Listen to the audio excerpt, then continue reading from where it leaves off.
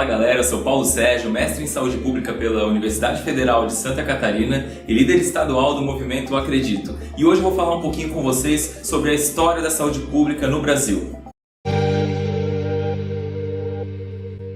Esses 518 anos de Brasil fizeram com que a saúde pública passasse por uma série de transições. É importante a gente entender que há 500 anos atrás o Brasil era povoado por índios que não estavam adaptados a uma série de doenças que vieram da Europa junto com esses portugueses, o que trouxe um processo de saúde e doença diferenciado já naquela época. Com a chegada da família real em 1808, chegaram também os cursos universitários, dentre eles os cursos de medicina, fazendo com que os médicos que estavam no Brasil não necessariamente viessem de fora e sim começassem a passar por formação no Brasil. Nessa época, apenas quem tinha mais recurso financeiro conseguia ter acesso aos médicos e aos serviços de saúde. É importante a gente lembrar que existiam muito fortemente no Brasil as santas casas, que trabalhavam com a ideia de caridade e tinham uma vinculação muito forte com entidades religiosas. Dom Pedro II, em 1822, ele começa a trabalhar um viés mais voltado para as mudanças urbanas. E dentro disso, a gente tem no Brasil calçamento, iluminação e aquela prática comum e infeliz que a gente tem até hoje, chamada de higienização, onde pessoas em estado de vulnerabilidade social maior saem dos grandes centros forçadamente e começam a ocupar a região periférica das cidades. A partir daí a gente começa a construção das favelas e as periferias no Brasil.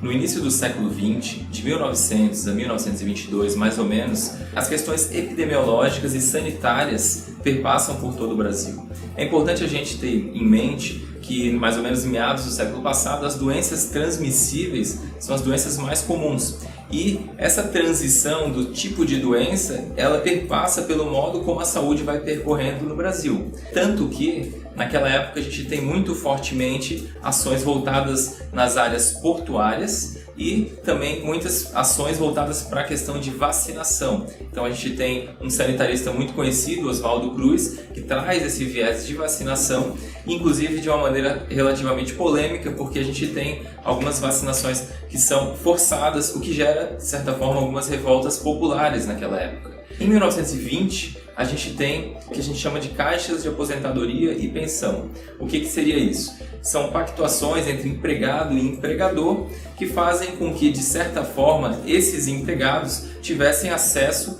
a algum recurso de cunho previdenciário e de saúde, né? E de certa forma isso também teve um fortalecimento, se tornando, por meio de Getúlio Vargas, depois os institutos de aposentadoria e pensão, que são autarquias aí em nível federal e mais fortes, porque os CAPs até então eles abrangiam um grupo muito pequeno, né? E a partir do momento que vira IAP, mais pessoas passam a ter acesso, mas fica muito evidente que quem tem acesso às ações e às questões de saúde são as pessoas que estão relacionadas com a força de trabalho. Então, isso tudo não aconteceu por amor do governo, mas sim porque era necessário que as pessoas estivessem com a produtividade em alta, fazendo que houvesse um retorno para o governo.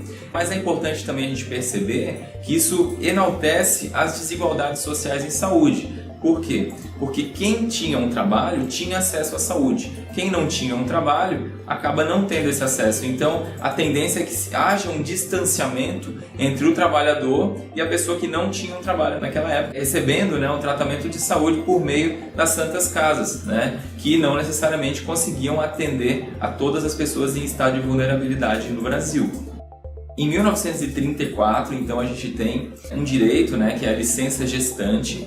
Em 1943, a gente tem a consolidação das leis trabalhistas, que trazem alguns direitos também voltados para a área da saúde, mas também fortemente vinculado a esse viés de produtividade, né?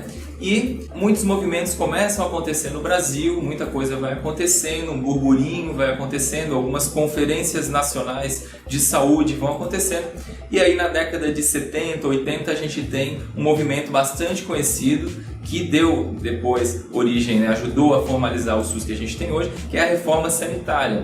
A reforma sanitária é um movimento que foi consolidado e foi constituído por meio de intelectuais, corpo técnico da saúde, alguns partidos políticos, movimentos sociais e também muitos pesquisadores de algumas organizações, como a própria Abrasco, a Associação Brasileira de Pós-Graduação em Saúde Coletiva, e a UERJ, que começaram a pensar a saúde com um viés mais social, não tão biologicista, não tão voltado para a questão clínico-assistencial, né, de doença. A saúde ela passa a ser vista com um olhar mais amplo, né, que é o que a gente chama do conceito ampliado de saúde. Isso tudo vai gerando um movimento e aí a gente tem isso discutido na 8ª Conferência Nacional de Saúde, que aconteceu em 1986 e foi uma importante ação formalizada que traz subsídios para que a gente consiga finalmente colocar na Constituição Federal de 88 aquela frase que todo mundo conhece, no artigo 196, que a saúde é um direito de todos e dever do Estado. Então a Constituição Federal, ela traz ali do artigo 196 ao artigo 200 vários tópicos voltados para a saúde, traz já algumas questões relacionadas aos princípios que a gente tem hoje no SUS, mas o SUS propriamente dito, a gente entende que ele foi formalizado como um sistema a partir das leis orgânicas da saúde, né? Onde a gente tem a Lei 8080 de 1990, que traz a promoção, prevenção, tratamento da saúde, traz o modo de gestão do SUS, né? Traz os princípios do SUS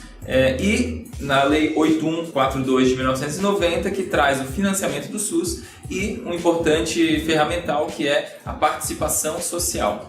Então a Lei 8142 ela traz bem descrito de que forma que acontece os conselhos de saúde e as conferências de saúde, que são importantes instrumentos para transparência, para participação e para controle da população perante as políticas de saúde que vão acontecer no Brasil. Para você entender um pouquinho mais dos princípios do SUS e um pouquinho mais dos mecanismos de participação social, convido você a assistir os próximos vídeos. Muito obrigado!